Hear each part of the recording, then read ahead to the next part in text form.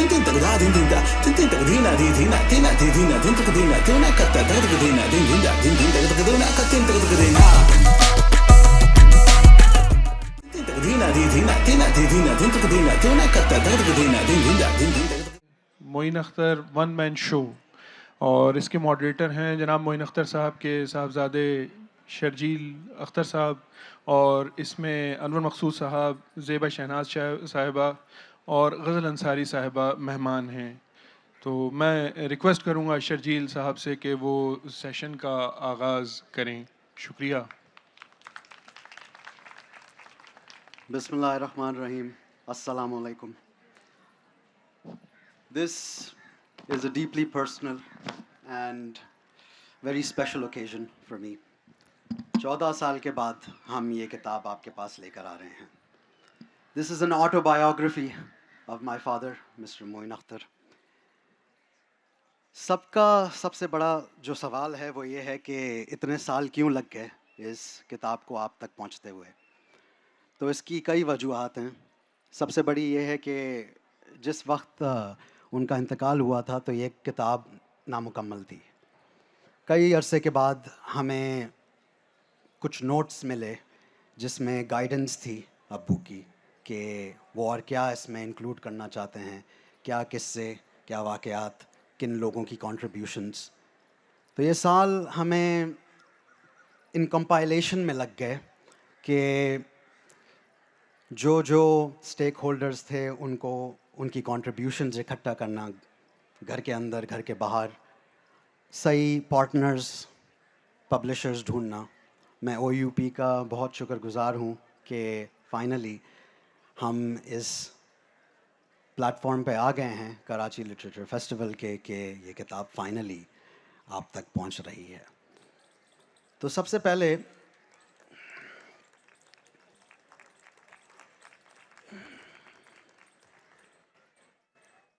मैं रोज़ी बनकर आया, मैडम का रूप दिखाया, कभी शायर कभी भिखारी हूँ, यस सर नो सर की आरी हूँ, सैटेलाइट पर भी मैं जारी हूँ.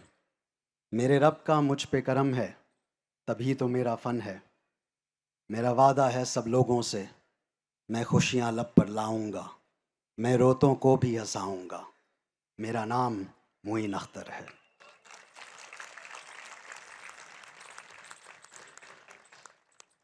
जो लोग यहाँ पे मेरे साथ बैठे हुए हैं उनके बारे में कुछ भी कहना मेरे लिए सूरज को चिराग दिखाने के बराबर हो जाएगा. लेकिन ये लोग ना ही सिर्फ आप लोगों के लिए बहुत ख़ास हैं क्योंकि इतने सालों से हम इनको देखते आए हैं, सुनते आए हैं, लेकिन personally as well they are also very very special to अस.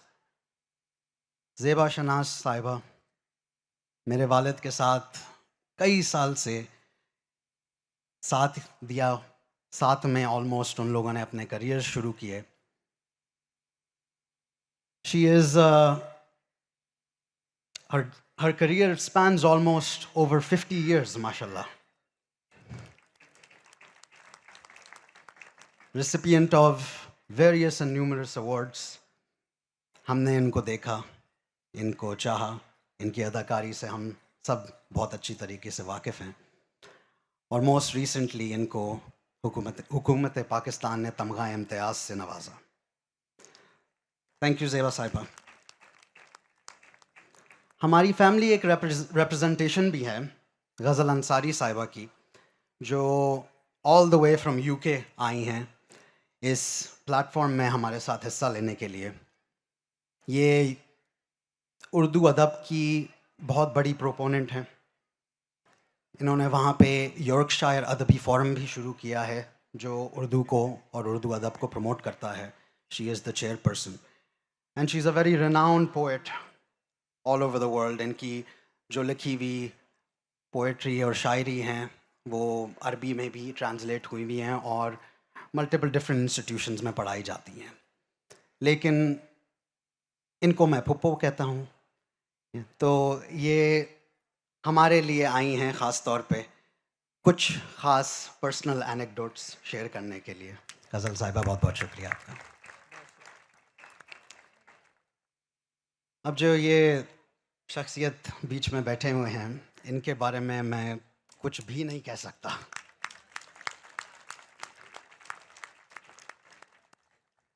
तो अब्बू के ही कुछ अल्फाज जो उन्होंने इनके इंट्रोडक्शन के लिए इस्तेमाल करते थे, वो मैं थोड़ा सा कॉपी करना चाहूँगा।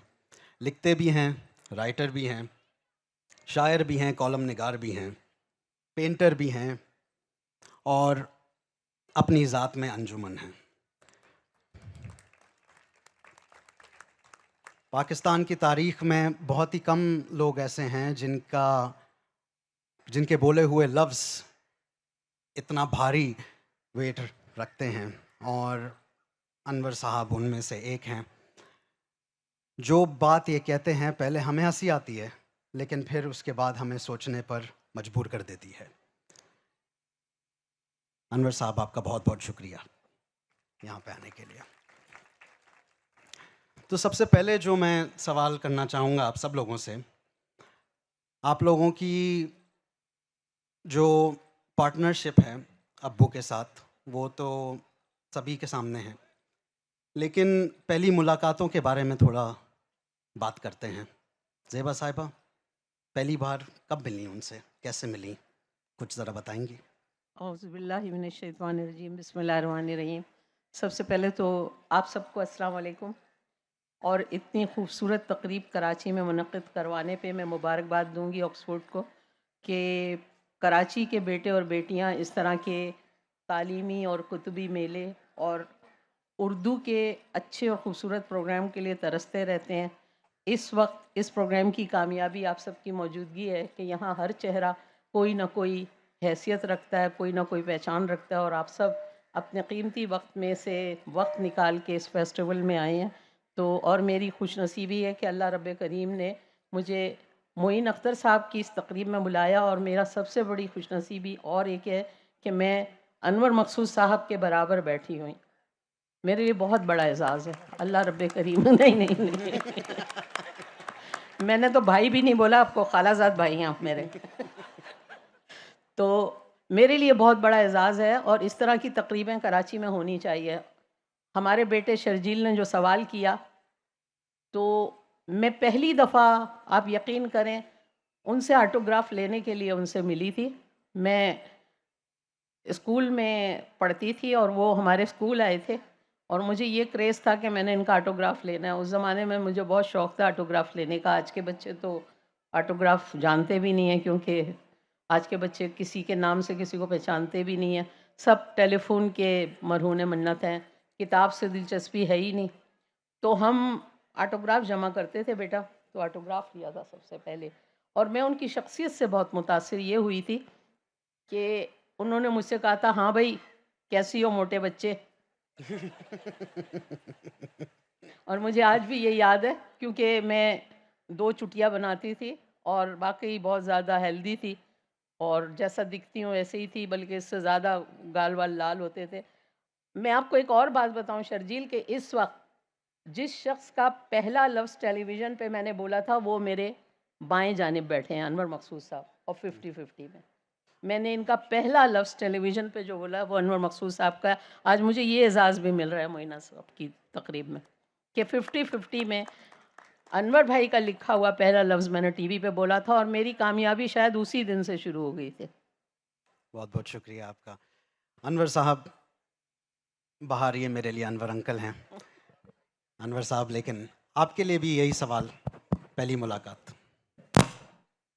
मोइनुद्दीन यार, ये तो मुझ पे पाबंदी है, फिर भी लफ्ज़ निकल गया।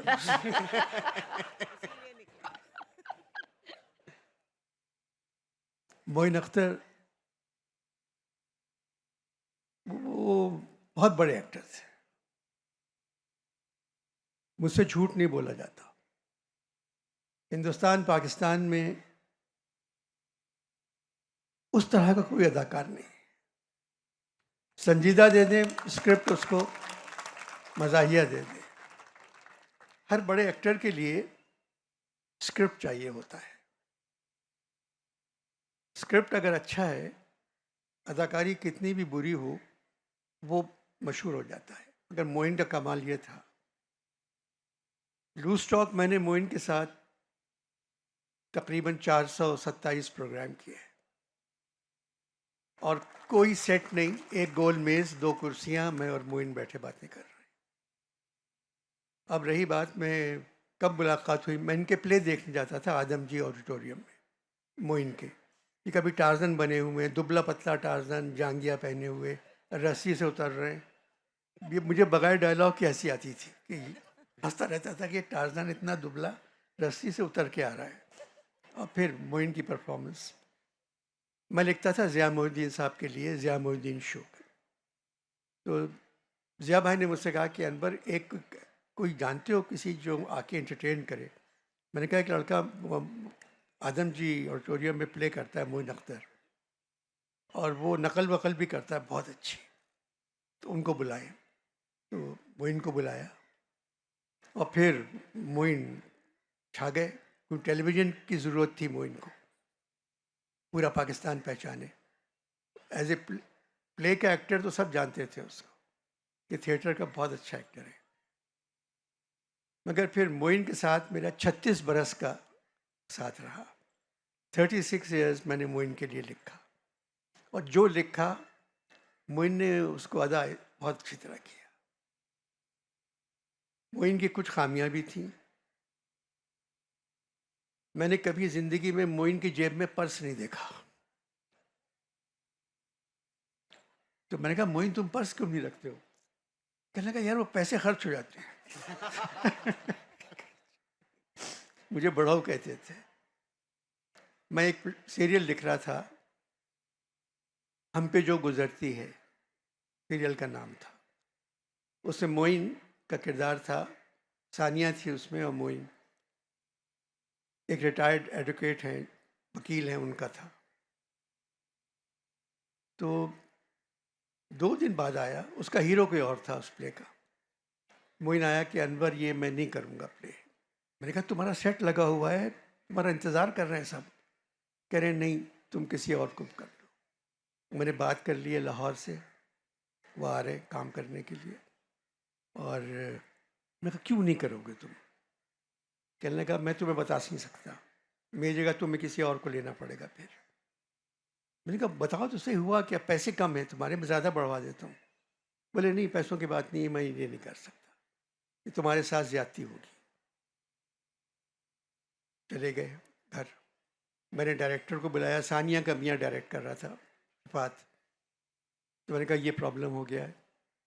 तो बोले वो लाहौर वाले आ भी गए, स्टेज पे हैं इस वक्त मौजूद, सेट पे हैं। दूसरी शाम फ़ोन आया साहबजादे का कि अब्बा का इंतकाल हो गया है। नेक्स्ट डे मैं समझा ये मजाक कर रहे हैं मेरे साथ। फिर वो बात सही निकली। तो मोइन से मेरी इस तरह की जान पहचान थी। मगर मोइन स्क्रिप्ट के मामले में बड़ा बदनीयत था। एक अगर मैं लिख रहा हूँ काजी वाजिद के लिए, बुशरा के लिए और मोइन के लिए लाइन, तो एक दिन पहले मेरे पास आता था, उन लोगों की लाइन्स दिखाओ। तो उसमें एक बुशरा की लाइन थी, मैं पाकिस्तान के बारे में पूछ रहा था, तो कहने लगी मैं उम्मीद से हूँ। तो काजी कहते हैं वो तो हर औरत होती है। तो कहने लगी नहीं, पाकिस्तान के बारे में पूछ रहा हूँ मैं। तो मोइन ने कहा ये मैं उम्मीद से हूँ, ये मुझे दे दो। तो मैंने कहा मोइन, औरत की लाइन है, तुम्हें मैं कैसे दे सकता हूँ? बोले नहीं, मैं बुशरा वाला कैरेक्टर कर लूँगा।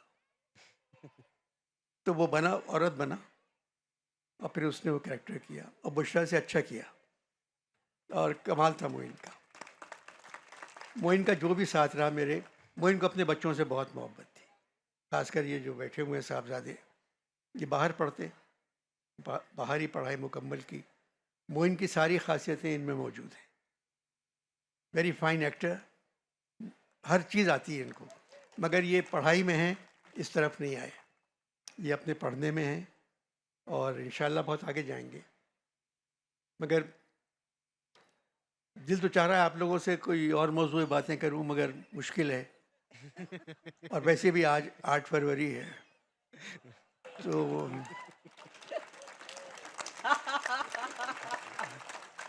मेरे लिए तो बहुत मुश्किल है। और इंशाल्लाह हालात ठीक होंगे, इंशाल्लाह होंगे।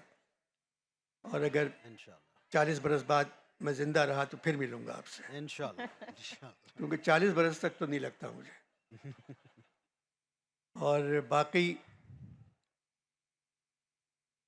अभी भी मैं लिखता हूँ कभी बैठ के, तो फिराक का शेर है, एक मुद्दत से तेरी याद भी आई ना हमें, और हम भूल गए हों तुझे ऐसा भी नहीं। फिराक साहब का शेर है। अक्सर मैं अभी जब लिखता हूँ बैठे बैठे तो कैरेक्टर्स लिखता हूँ तो उसमें मोइन का नाम लिख देता हूँ, मोइन, फिर मैं काटता हूँ उसको। मोइन अब तक मेरे दिमाग से निकला नहीं है। बाहर हम लोग गए, हर दफ़ा अमेरिका, इंग्लैंड, सऊदीया, यूएई वगैरह। अमेरिका में हम लोग 36 फ्लोर पे थे होटल में शिकागो में, और मोइन वहाँ से खिड़की से औरत को तैरते हुए देख रहा था नीचे 36 फ्लोर से, और यूं हाथ बांधे हुए। मैंने कहा मोइन प्लीज़ मेरे कमरे से नहीं उसे। बोले तुम्हें बड़े होटलों का पता ही नहीं है, इनमें बाहर से अंदर नज़र नहीं आता, सिर्फ अंदर से बाहर नज़र आता है। मैंने कहा चाहे कुछ नज़र आता हो। बोले देखो तो सही कितनी मोटी औरत तैर रही है और हब्शन है। खैर चुप रहा मैं। शाम में मुशायरा था, स्टेज पे मोइन बैठे हुए हैं। मेरे ख्याल में 2000 का हॉल था, भरा हुआ था, लोग खड़े भी हुए थे।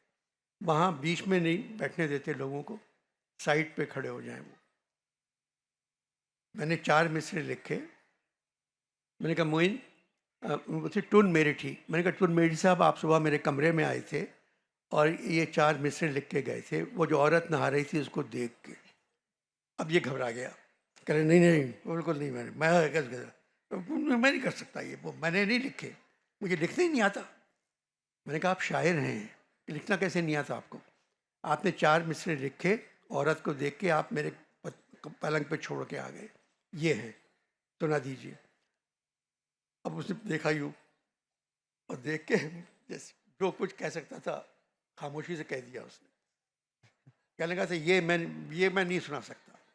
और लोगों ने सुनाइए सुनाइए, वो तालियां, पूरा हॉल चीख रहा है। फिर बैठे मोइन। पूल में तैर रही थी जूं समंदर में जहाज। पूल में तैर रही थी जूं समंदर में जहाज, दूर से साफ नजर आते थे महमूद व अयाज। और फिर मोइन की एक्टिंग, पूल में तैर रही थी जूं समंदर में जहाज, दूर से साफ नजर आते थे महमूद व अयाज। निकली जब पूल से बाहर तो शर्म के मारे ना कोई बंदा रहा और ना कोई बंदा न आया। तो उसके बाद ये 4 मिसरे लोगों ने कोई 20 मरतबा सुने उनसे, यही सुनाइए यही सुनाइए। एक जगह एक गज़ल लिख के दी उनको मैंने, गाता अच्छा था, सुर में गाते थे। आतिश की गज़ल थी, उसकी मैंने ज़मीन में लिखी थी और गा के सुनाई थी इसने। ये आरज़ू थी तो वो आतिश का है, ये आरज़ू थी तुझे गुल के रूबरू करते, हम और बुलबुले बेताब गुफ्तगू करते। तो मोइन ने कहा ये आरज़ू थी ऐसे चो के रूबरू करते हैं, वो छितड़ मारता और आप हाउ हू करते हैं। हम एक बार गए थे शुमाली बॉर्डर पर, तमाम उम्र रफूगर रहे रफू करते। हम एक बार गए थे शुमाली बॉर्डर पर, तमाम उम्र रफूगर रहे रफू करते। हलीम ठीक नहीं था चचा के चहलम का, हलीम ठीक नहीं था चचा के चहलम का, बड़े अजाब से घर पहुँचे कू बकू करते। तो यूसुफी साहब ने कहा अनवर ये कू बकू का इस्तेमाल उर्दू शायरी में कोई नहीं कर सकता, कि बड़े अजाब से घर पहुँचे कू बकू करते। खैर मोइन के हज़ारों किस्से हैं, महफिल ख़त्म हो जाएगी, वक्त कम है। मोइन, मुझसे बहुत लोगों ने कहा एयर वाई वाले पीछे पड़े कि लूज स्टॉक दोबारा शुरू कर दो। मैंने कहा सेट लगा लें, वो कुर्सी लग गई, मैं बैठ गया। मैंने कहा उस कुर्सी पर मोइन के अलावा और कोई नहीं बैठेगा, मोइन नहीं है इसलिए ये प्रोग्राम नहीं कर सकता। तो वो मैंने नहीं किया। इस प्रोग्राम के 4 स्पॉन्सर्स भी थे, बड़ी मल्टीनेशनल्स, कि ये शुरू कर दें आप। मैंने कहा अब सिर्फ मोइन की कुर्सी खाली है, वो खाली रहेगी। मोइन की तरह कोई एक्टिंग नहीं कर सकता, और वाकई कोई नहीं कर सकता। बहुत बड़ा एक्टर, बहुत अच्छा दोस्त। आप कहें कुछ। आपसे भी यही सवाल। बहुत बहुत शुक्रिया अनवर साहब। बहुत शुक्रिया। सबसे पहले तो शर्जील, शुक्रिया तुम्हारा कि तुमने फैमिली मेम्बर के तौर पे मुझे यहाँ पर बुलाया कि मैं उनके हवाले से कुछ बात कर सकूँ। मेरी भी खुशकिस्मती कि यहाँ पर आप जैसे हम जैसे शख्सियात के साथ मैं बैठी हूँ आज, और ये भी मोइन भाई की वजह से ही है, क्योंकि मोइन भाई के ही वजह से हम यहाँ बैठे हुए हैं और मैं यहाँ पर मौजूद हूँ। एक उनके हवाले से मुझे जो बात करनी थी वो बड़ी पर्सनल है, इससे पहले मैंने कहीं शेयर नहीं की, लेकिन आज वक्त है कि आज वो बात शेयर की जाए, क्योंकि मीडिया के हवाले से तो बाकी सबके पास बहुत सुनने के लिए किस्से हैं, लेकिन पर्सनल लाइफ जो इंसान की होती है उसमें क्या और कैसे थे मोइन भाई, वो हमें इस बात को सुनने के बाद समझ में आएगी। एक शख्स 32-33 साल पहले की बात है ये, कि डॉन में एक ख़बर छपती है, ख़बर नहीं थी बल्कि एक रिक्वेस्ट थी कि एक जवान साल शख्स मर रहा है कैंसर से, जिसके छोटे छोटे 3 बच्चे हैं, ल्यूकीमिया है उसको बहुत बुरा। तो हुकूमत से ये दरख्वास्त की गई थी या मुखैर हजरात से कि उस ज़माने में ट्रांसप्लांट था, बोन मैरो ट्रांसप्लांट, उसके लिए अगर इनको भेजा जा सकता है तो इनको कंसिडर किया जाए। तो ये डॉन में ख़बर छपी। आधी रात को 1 बजे के बाद उस घर में फ़ोन जाता है, एक नॉर्मल मिडिल क्लास फैमिली है, वहाँ फ़ोन आता है कि मैं मुइन बात कर रहा हूँ। अब वहाँ पर ज़ाहिर है घर में मुइन, कौन मुइन बात कर रहे हैं, आधी रात को फ़ोन आ रहा है बीमार के घर पे। तो पूछा भाई कौन मुइन, कि मुइन अख्तर, जो टीवी वाले मुइन अख्तर। तो हैरानी की बात थी कि आधी रात को ये मुइन अख्तर साहब का फ़ोन कैसे आ रहा है, ना जान ना पहचान, और इतनी बड़ी शख्सियत, नाम उनका जब भी बड़ा ही था। तो पूछा कि क्या बात है, तो उन्होंने कहा कि मैं भी अभी कॉन्सर्ट करके वापस आया हूँ और अखबार मैंने उठाया और ये ख़बर देखी कि ये इस सूरत हाल में कोई मुब्तला है, तो मैं चाहता हूँ मिलना। तो उनको कहा गया कि आप तशरीफ़ ले आएँ। घर वाले समझ रहे थे कि एक टेलीफोन कॉल है, कौन आता है, इतनी मसरूफ़ और इतनी मशहूर शख्सियत, इतनी छोटी सी बात उस हवाले से कि एक बड़े फ़नकार के पास इतना वक्त कहाँ होता है कि वो आए और इस तरह की चीज़ों को डील करे। हो सकता है कि किसी को भेज दें, लेकिन अगले दिन जिस टाइम पे उन्होंने आने को कहा था, गाड़ी आके रुकी और मोइन अख्तर साहब वहाँ से निकले। मोहल्ले वाले भी हैरान कि ये जिसने देखा, क्योंकि मोइन भाई को कौन नहीं जानता है, सारी दुनिया उनको पहचानती थी। और वो अंदर गए, आकर उन्होंने मुलाकात की उस कैंसर के पेशेंट से, 3 छोटे छोटे बच्चे उनके, और उन्होंने कहा कि भाई ये हुकूमत का तो मुझे नहीं पता, हुकूमत तो पता नहीं कब एक्शन लेगी, हाँ लेकिन मैं इस सिलसिले में जो कर सकता हूँ मैं वो करूँगा, और मैं प्रेस कॉन्फ्रेंस करूँगा, और मैं जो जो भी हवाले से इसके मैं कर सकता हूँ वो करूँगा। उन्होंने अगले ही दिन प्रेस कॉन्फ्रेंस की और प्रेस कॉन्फ्रेंस करके इस बात का यकीन दिलाया कि हाँ भाई इनके लिए इनको भेजा जाएगा, इनके छोटे छोटे 3 बच्चे हैं और इनका इलाज किया जाएगा। और उसके बाद फिर ये हुआ कि उनको कहीं जाना था, जद्दा का कोई कॉन्सर्ट था जहाँ उनकी पहले से डिस्ट्रीब्यूटर से बात हुई थी। तो उन्होंने कहा कि भाई मरने वाले ने ख्वाहिश का इजहार किया दौरान गुफ्तगू के उसे उम्रा करना है। मोइन भाई ने कहा कि ये उम्रा करने हमारे साथ जाएगा, और उस ताइफे में मतलब सारे ही अदाकार थे, उनमें उसको ले जाना, एक शख्स को जो अपनी लास्ट स्टेज पर है कैंसर के, बेसिकली पैम्पर में वो थे, बिल्कुल बेड रिडन थे। तो उन्होंने कहा कि मैं इन्हें लेके जाऊंगा और इन्हें उम्रा में करवाऊंगा, सबसे पहले तो ये करते हैं, उसके बाद आगे देखेंगे कि क्या होता है। जिस दिन निकलना था उस दिन मोइन भाई की डिस्ट्रीब्यूटर से कोई झगड़ा हो गया और वो शो कैंसिल हो गया। उन्होंने वो पासपोर्ट और टिकट्स जो हैं वो भिजवा दिए उस शख्स को और उसकी बीवी को कि भाई आप लोग निकलें यहाँ से, आप लोग उम्रा करके आएँ, और वो उम्रा करने चले गए। उम्रा को वापस करके आए तो 2 महीने ज़िंदा रहे, 2 महीने के बाद उनकी डेथ हो गई। लेकिन मोइन भाई का उस ख़ानदान से वो रिश्ता रहा कि जो मैं यहाँ आज बैठी हूँ, क्योंकि उस शख्स की बीवी मैं थी। और मैंने मुख्तसरन आपको सुनाया है क्योंकि ज़ाहिर है मुझसे ज़्यादा बात करने के लिए यहाँ पर ये लोग मौजूद हैं और मैं चाहूँगी कि हम इनकी ही बात ज़्यादा सुने। वो दिन था और उसके बाद फिर हम जब उम्रा करके वापस आए तो उन्होंने हमारी बहुत बड़ी दावत की और अपने घर पे बुलाया। और शर्जील छोटा सा था, मेरा छोटा बेटा उस वक्त शर्जील की उम्र का था, जो आज इन दोनों की बड़ी गहरी दोस्ती है, बिलाल की और शर्जील की। तो मोइन भाई ने कहा कि ये तुम्हारी फुप्पो हैं, और उन्होंने बच्चों को फुप्पो कहा और मुझे अपने ख़ानदान वालों से मिलवाया। और मैं हैरान इस बात पे थी कि मैं पहली दफ़ा उनके घर गई थी और उन्होंने अपने बिस्तर पर उस बीमार आदमी को जो पैम्पर में मौजूद है और मतलब ज़ाहिर है उसका कुछ पता नहीं लास्ट स्टेज पर है, अपने बिस्तर पे ले जाकर लिटाया कि नहीं भाई तुम यहाँ पर लेटो, तुम आराम करो, खाना वहाँ पर मंगवा कर। मतलब उनकी जो अखलाक़ी सतह थी वो इतनी आला थी कि मैंने ऐसा शख्स इससे पहले कहीं नहीं देखा। वो शख्स तो मर गया, लेकिन मोइन भाई मुझे भाई की शक्ल में ऐसे मिले कि जो मरते दम तक मुझे यही कहते थे कि ज़बान के रिश्ते बाज़ औक़ात खून के रिश्तों से बढ़कर होते हैं। मैं कहती थी मोइन भाई लंबी ना बहुत अच्छा डायलॉग है, तो मुझे कहते थे ये डायलॉग नहीं है, मैं सच कह रहा हूँ। और वो वाकई में सच था, क्योंकि उस घर में आज भी मुझे बहनोई वाला एक दर्जा मिलता है, जिसका सबूत ये है कि आज इन लोगों ने मुझे ज़बरदस्ती यहाँ पर बुलाया कि घर की रिप्रेजेंटेशन फुप्पो आप करेंगी। और मैं भी इसी हवाले से मतलब मैंने भी इनको हमेशा भतीजा भतीजी समझा। इनके जो मोइन भाई की छोटी बेटी लंदन में जो है वो मेरी तीसरी बेटी की तरह है, हमेशा वो साथ हमारे साथ ही रहती है।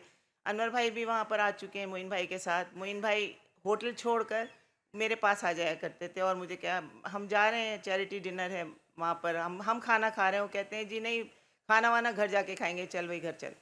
घर में उन्होंने हमें गाड़ी में बिठाया और दाल चावल पकाओ, मैं दाल चावल खाऊंगा, और वो हमारे पास आ जाया करते थे।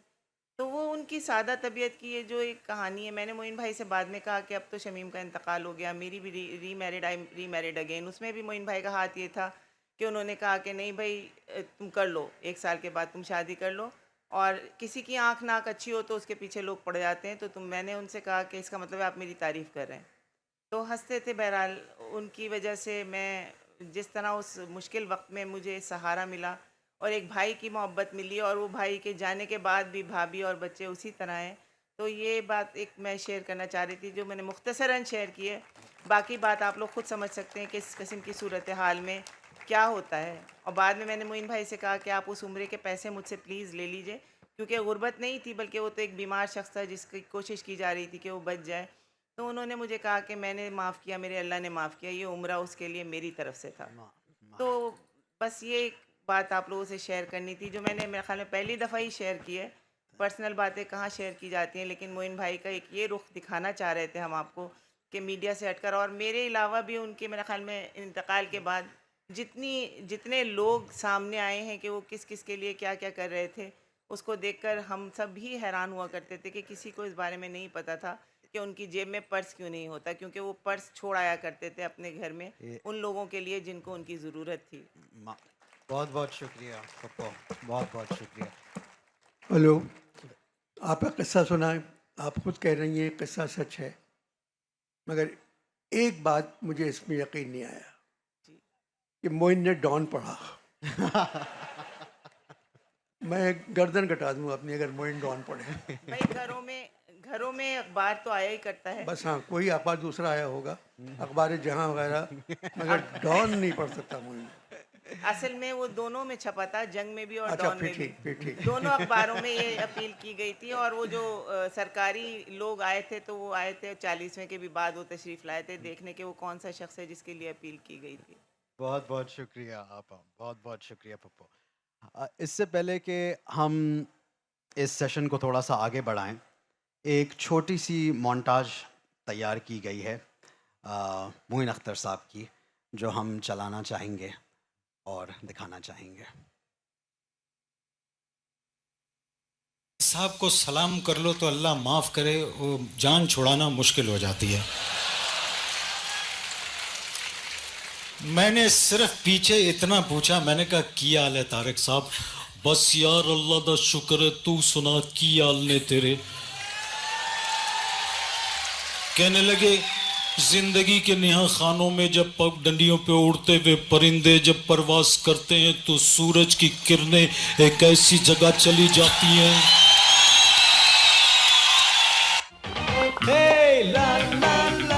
बस तुम्हारी रोजी, तुझे नाजिया ने बुलाया, जरा खूबसूरत लग। देखो तुझे मैं कितनी खूबसूरत लग रही हूँ, दुनिया के किसी मुल्क का शहजादा जो है मुझे पसंद कर सकता है। अबे चल, इतनी खूबसूरत तो नहीं लग रही, शीशा रख और फाइनल टचेस दे। ज़िया मोइनुद्दीन, आपने बहुत इंतज़ार करवाया, माफ़ कीजिए हमें शो आपके बगैर ही शुरू करना पड़ा। नहीं, ज़रा मौसम की खराबी भी थी। और कुछ सफर की थकान थी, सुना है जो कुछ मुझे करना था वो मोइन अख्तर करके चले गई। जी हाँ, उनको तो अल्लाह मौका दे, शो आपके हवाले। शुक्रिया। तो फिर लगे ठीक है। ये BTV अवार्ड है, डिजाइन इसका ऑड है, ऊपर से तो नैरो है और नीचे से ब्रॉड है, जो मिल जाए तो ठीक है और ना मिले तो फ्रॉड है। आपको मालूम नहीं था कि पाकिस्तान एक आजाद मुल्क है? अरे भाई, जो मुल्क कश्मीर को आजाद करवाना की फिक्र में हो वो मुल्क खुद का आजाद हो सकता है। आपकी सोच मेरी समझ से बाहर है। अगर मेरी सोच तुम्हारे समझ के अंदर आ गई ना तो फिर तुम नॉर्मल गुफ्तगू करोगे। You will be normal. आहिस्ता। हाँ, मतलब अगर मेरी सोच तुम्हारी समझ के अंदर आ गई तो तुम एक मिनट, अगर मेरी सोच तुम्हारी समझ के अंदर आ गई तुम नॉर्मल। अब ठीक है, थैंक यू। ओके, कोई बात नहीं। कराची में आप कब से? 1947 से। 1947 से आप कराची? 47 का मतलब यही होता है। 47 का मतलब 47 ही होता है। 47 से आप कराची? 47, 1947, 47। कराची पहले कैसा था? इस्लामाबाद जैसा। अब कैसा है? काबुल जैसा। एक साहब को उस वक्त बड़ी अजियत उठाना पड़ी जब वो सिनेमा की एक क्यू में खड़े हुए थे। सबसे आगे जो साहब खड़े थे उनके पीछे ये खड़े हुए थे। इन्होंने देखा एक छोटा खूबसूरत बच्चा बिल्कुल मेरी तरह खेल रहा था, तो उन्होंने आगे वाले साहब को टहूका दिया और कहने लगे, साहब क्या खूबसूरत बच्चा है, सुभान अल्लाह। मेरा जी चाहता है कि मैं इस बच्चे को कुछ कहूं, लेकिन मेरी समझ में नहीं आ रहा है मैं इसे क्या कहूं, लड़का या लड़की। हमारे जमाने में तो पहचान थी कि ये लड़का है और ये लड़की, लेकिन साहब आज के जमाने में तो पहचान भी खत्म हो गई। बताइए, इस कदर खूबसूरत बच्चा है, मैं इसे क्या कहूं, लड़का या लड़की। आगे वाले साहब मुड़े और कहने लगे, ये लड़का है। पीछे वाले बड़े शर्मिंदा हुए माफ कीजिए साहब, मुझे नहीं मालूम था कि आप इसके बाप हैं। आगे वाले मुड़े, बकवास मत करो, मैं इसकी मां हूं।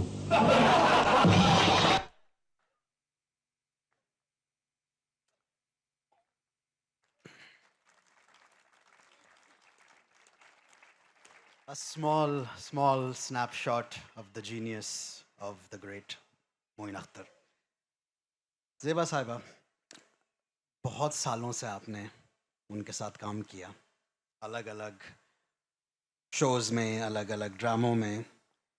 कोई ख़ास यादगार वाक़यात जो आप शेयर करना चाहेंगे? यादगार वाक़या तो नहीं शर्जील, मैं ये बताऊंगी, आज मेरे बहुत अच्छे अच्छे दोस्त सहाफ़त से भी ताल्लुक़ है, मुख्तलिफ़ इदारों से जिनका ताल्लुक़ है, उन्हें पता चले कि मैं एक पश्तून कबीले से ताल्लुक़ रखती हूँ और हमारे यहाँ तसव्वुर भी नहीं हो सकता कि मैं कभी ड्रामे या टेलीविज़न पे काम करूँगी। जब मैं शुएब मंसूर की दावत पे एज़ ए स्टूडेंट मैंने जब 50-50 किया तो वो प्रोग्राम बड़ा मकबूल हो गया। मेरा पहला लफ्ज़ मैंने बताया कि अनवर साहब ने लिखा था 50-50, तो इनका पहला लफ्ज़ मैंने बोला था और वो बहुत पसंद किया गया था। जैसे वो बेटी मानो का एक करैक्टर था ना, दो चोटी वाला, वही। मोइन भाई थिएटर शुरू कर रहे थे कराची में और थिएटर में उनको वैसी ही एक लड़की चाहिए थी जो गोल मटोल भी और दो चोटी वाले। वो मुझे तलाश करते हुए मेरे घर गए, मैं घर पे नहीं थी, मेरे वालिद साहब चरानिया हॉस्पिटल में थे। वो चरानिया हॉस्पिटल आ गए और मुझे वहाँ उन्होंने कहा कि जी आपने ये ड्रामा करना है, हम एक थिएटर कर रहे हैं। मेरे वालिद साहब उनके बहुत फ़ैन थे, मेरे वालिद ने इजाज़त दे दी।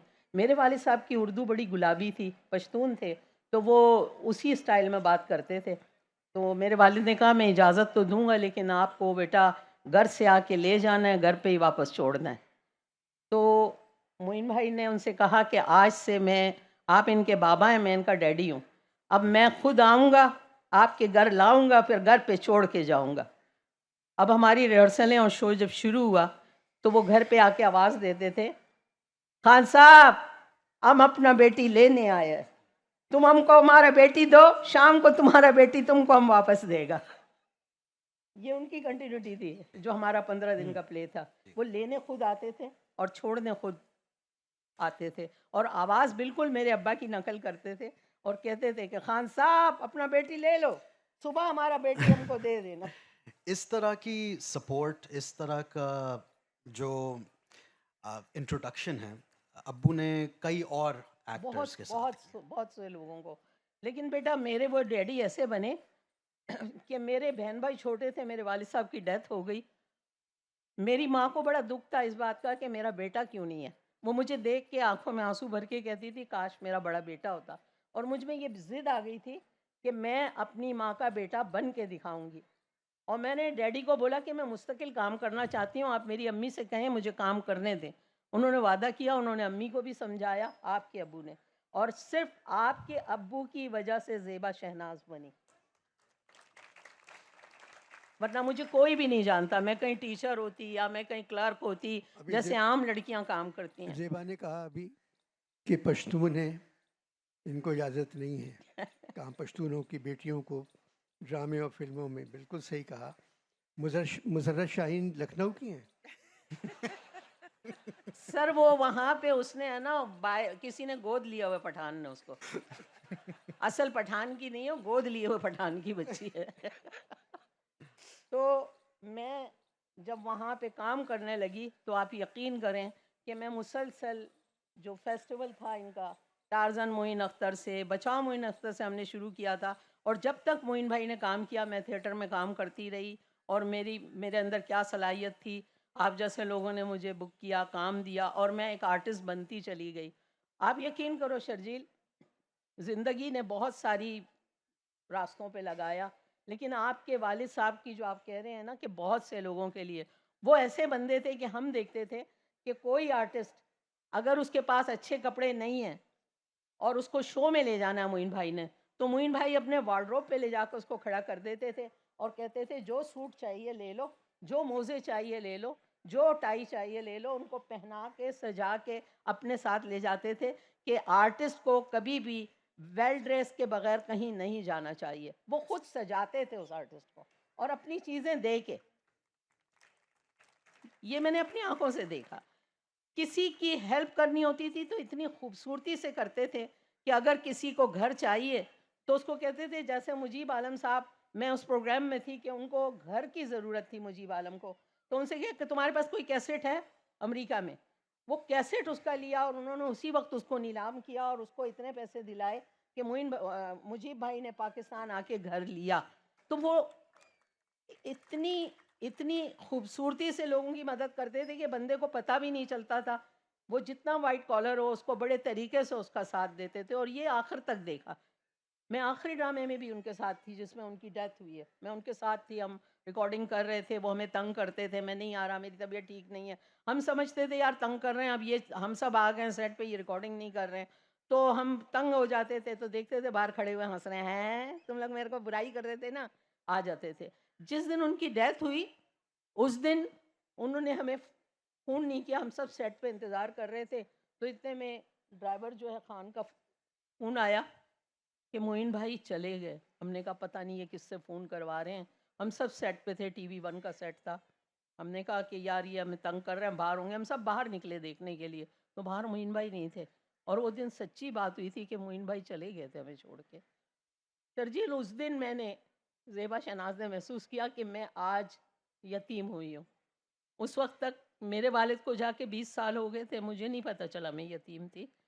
मुझे उस दिन पता चला कि जिस दिन मोइन भाई गए कि मैं यतीम हो गई। और वो यतीमी फिर हमने इस तरह कबूल की कि उनकी यादें थी, उनकी बातें थी, उनकी शरारतें थी।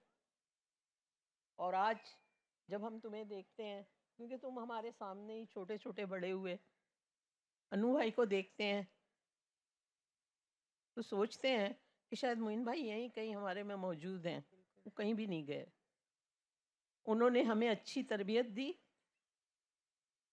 शोबिस में लोगों को कहा जाता है कि यहाँ ख़वातीन को इजाज़त ना दी जाए, लेकिन वहाँ मोइन अख्तर जैसे लोग भी होते हैं जो बेटियों की हिफाजत करते हैं, उनको हिफाजत से रहना सिखाते हैं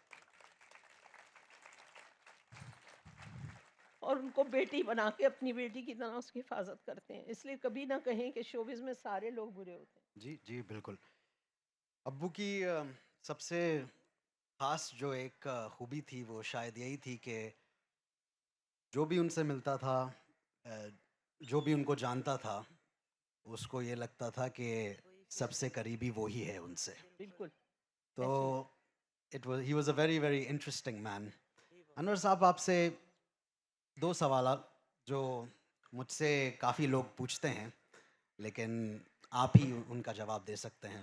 studio 2.5, studio 2.75, show time, yes sir, no sir, loose stock. सिर्फ लूज स्टॉक के ही ओवर 400 से ज़्यादा किरदार थे. साथ में पता नहीं हो सकता है 1000 तक हों. ऐसा कौन सा कैरेक्टर था जो आपके लिए ख़ास था? जब आपने देखा तो शायद आपको एहसास हुआ कि ये जो अदाकार है ये भी ख़ास है. वो था बंगाली क्रिकेटर का, जिसमें वो बंगाली क्रिकेटर बना था, टेस्ट क्रिकेटर. वो ऐसा था कि बांग्लादेश के एम्बेसडर का फ़ोन आया, यानी कि अनवर 10 मिनट तक समझता रहा कि ये हमारा क्रिकेटर है ये. उसके बाद मुझे किसी ने बताया ये नहीं, ये अनवर का प्रोग्राम है चल रहा है. तो वो कमाल था. मगर खैरत की बात है कि आज यूट्यूब पे लूज स्टॉक के जो प्रोग्राम है उसकी व्यूअरशिप जो है, किसी की है 47 मिलियन, किसी की 51 मिलियन, किसी की 30 मिलियन, बिलियन में चला गया है प्रोग्राम. और ये मोइन का कमाल है. और सब समझ रहे हैं कि मैं करोड़पति हो गया हूँ, अरबपति. वो अरबपति वो लोग हुए हैं जो पहले से थे. हाजी साहब ARY का प्रोग्राम है वो. मेरा कोई ताल्लुक़ नहीं उन प्रोग्रामों से. मगर जो भी किया, मोइन ने पठान ड्राइवर का प्रोग्राम किया था एक ब्लॉक में, शायर का किया था, अदीब का किया था.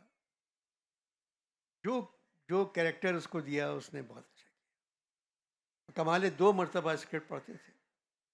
और मैंने मोइन से कहा, मोइन अगर जो स्क्रिप्ट पढ़ लो, इसमें ये लिखा हुआ है कि यहाँ तुम्हें छींक आएगी, वहीं छींकना है तुम्हें, कहीं और तुम छींकोगे तो दोबारा रिकॉर्ड करना पड़ेगा. तो अपनी तरफ से इसमें सांस भी नहीं ले सकते हो.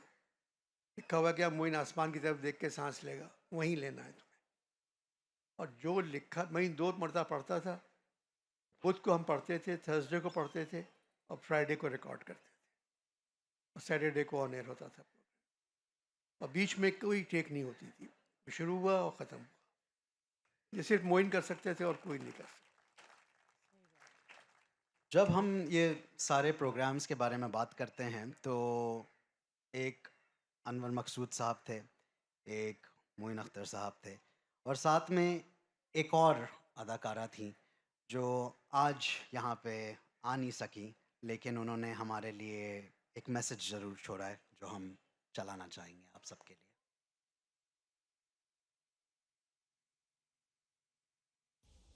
अस्सलाम वालेकुम जी, बुशरा अंसारी मेरा नाम है. मोइन अख्तर, क्या कहूँ उसके बारे में, क्या क्या कहूँ. बहुत कुछ है कहने को, बहुत सी यादें हैं. भुलाए नहीं भूलते, और आप लोग भी नहीं भूलते. जहाँ कहीं मिलते हैं आप याद दिला देते हैं, भूलने नहीं देते. अपनी नौइयत का वाहिद आर्टिस्ट था, और ये मैं सिर्फ लफ्ज़ों में नहीं कह रही, एक्चुअली ऐसा ही है. अच्छी बात यह है कि उनके बारे में किताब लिखी गई है. नाम भी बड़ा अच्छा रखा है इसका, 1 मैन शो. बिल्कुल सही कहा. मोइन जहाँ होते थे वहाँ किसी और की ज़रूरत ही नहीं. हम लोग साथ होते थे, लेकिन मोइन की बात ही कुछ और होती थी. यादें तो इतनी सारी हैं कि इतने महदूद वक्त में मैं दोहरा नहीं सकती, लेकिन एक हमारी पर्सनल जो दोस्तियाँ होती हैं वो शायद लोगों के सामने उस तरह नहीं होती हैं. और ज़ाहिर है कि उस ज़माने में सोशल मीडिया भी नहीं था जो हम अपनी पर्सनल दोस्तियों की बातें भी करते. तो लोग समझते हैं कि वो हर वक्त फ़नी बातें करते होंगे. ऐसा भी नहीं है, बहुत सीरियस थे. और ऐसा नहीं होता कि जो लोग फ़नी काम करते हैं वो हर वक्त मजाक ही करते रहें. हाँ, जब हम लोग दोस्तों में होते हैं तो बहुत खिलते हैं, और वही होता था. मोइन ने जहाँ मिलना फ़ौरन प्यार से कहना, कमी नहीं, कैसी है.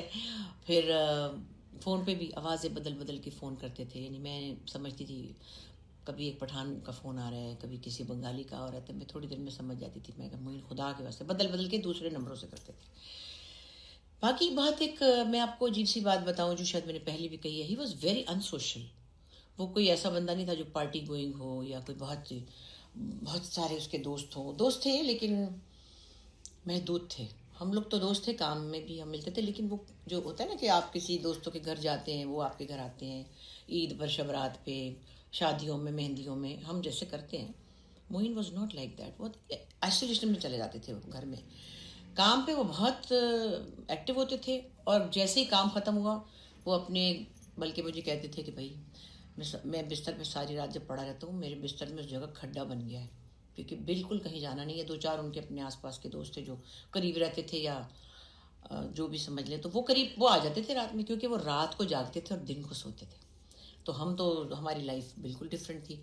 सो उस तरह से, बल्कि एक आध दफ़ा, जब बहुत पुरानी बात है, मैंने घर बनाया, बहरोज़ ने बनाया, तो बहरोज़ ने बड़ी हस्बे मामूल डांटा, 2-4 सुनाई भी कि तुम हमारे घर नहीं आते, हमने घर बनाया, बुशरा ने बनाया, मैंने बनाया, जल्दी आओ फलाने।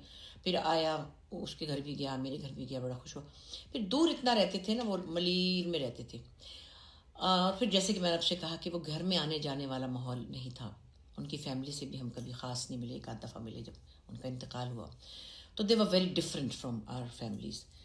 और मोइन एक थोड़ी प्राइवेट लाइफ रखते थे।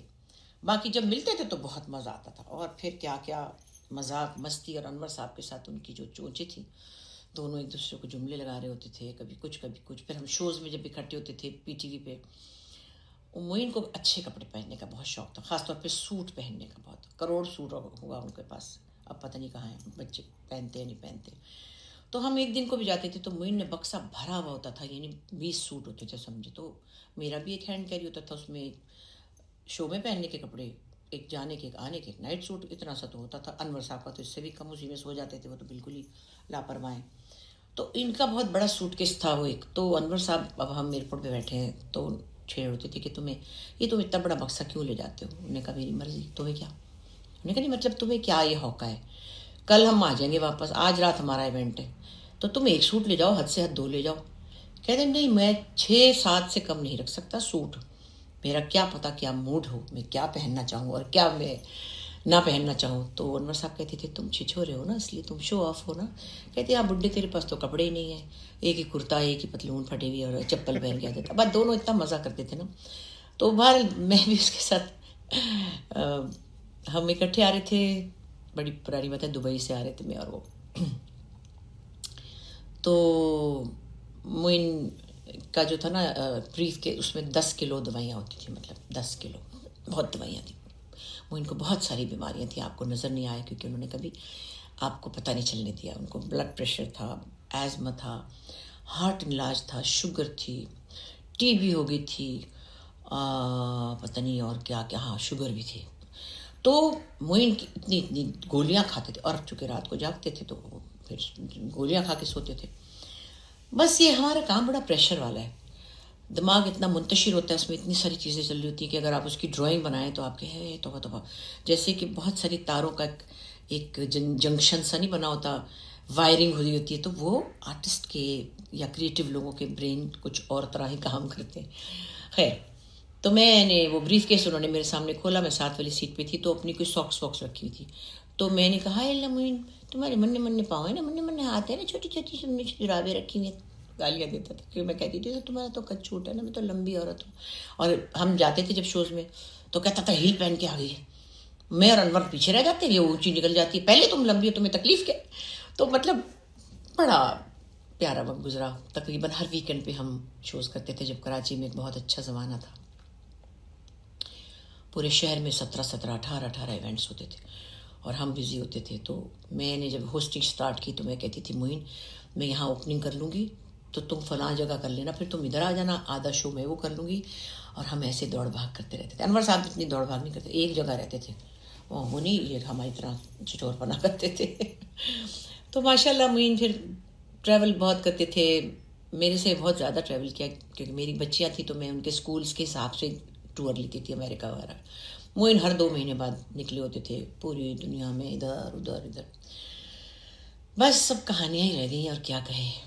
खैर, अफसोस ये कि मैं लॉन्च के दिन मौजूद नहीं हूँ, मैं मुल्क से बाहर जा रही हूँ, मगर मेरा दिल, मेरी मोहब्बत सब कुछ मोइन के साथ है, हमेशा रहेगी। और आप भी उन्हें कभी मत भूलिएगा। वैसे बोलने की चीज़ है नहीं, वो अल्लाह के पास है, अल्लाह प्यार से रखे उनको। बहुत बहुत शुक्रिया। शर्जील जी, जितना तुम्हारे अब्बा ने औरतों का ख्याल रखा अगर मर्दों का रखते तो पाकिस्तान में आज कोई बेरोजगार नहीं होता।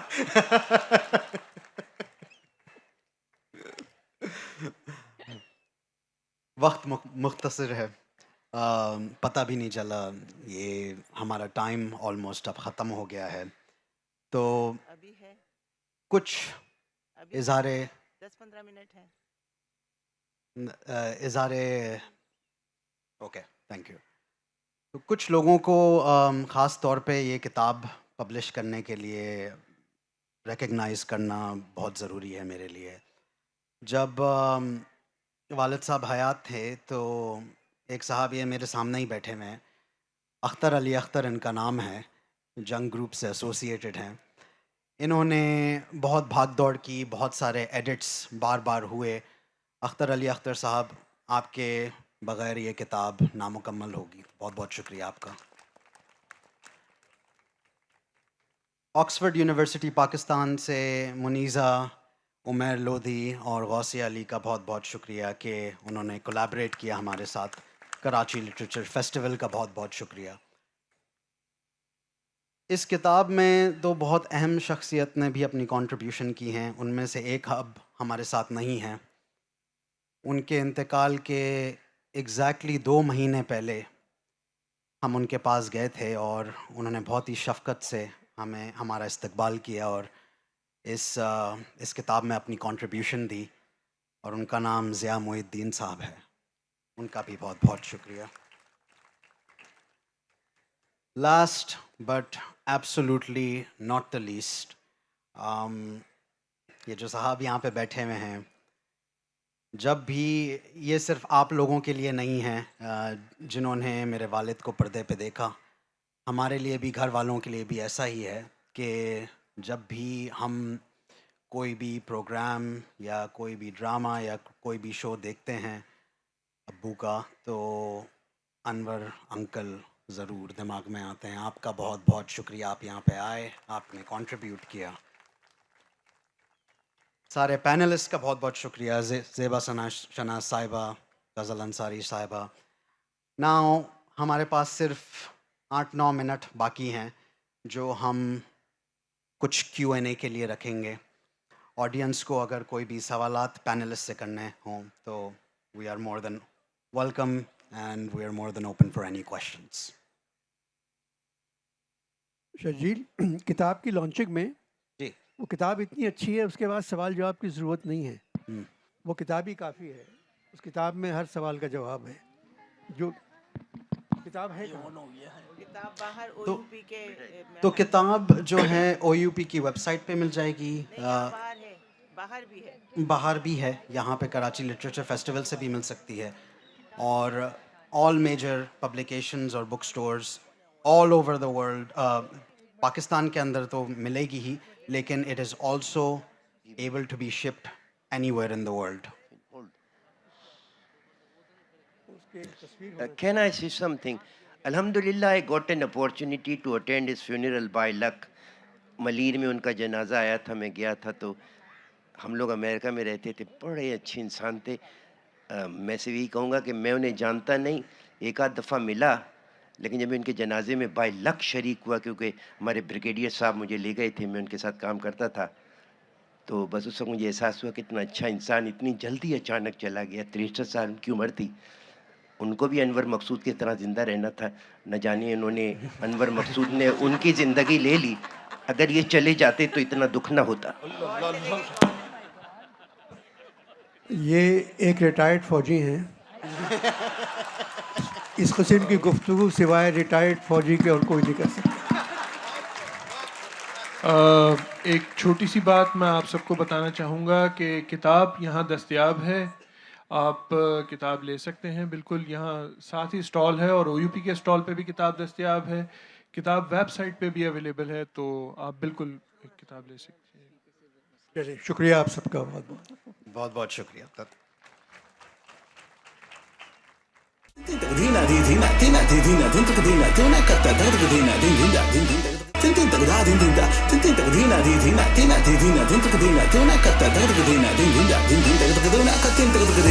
Din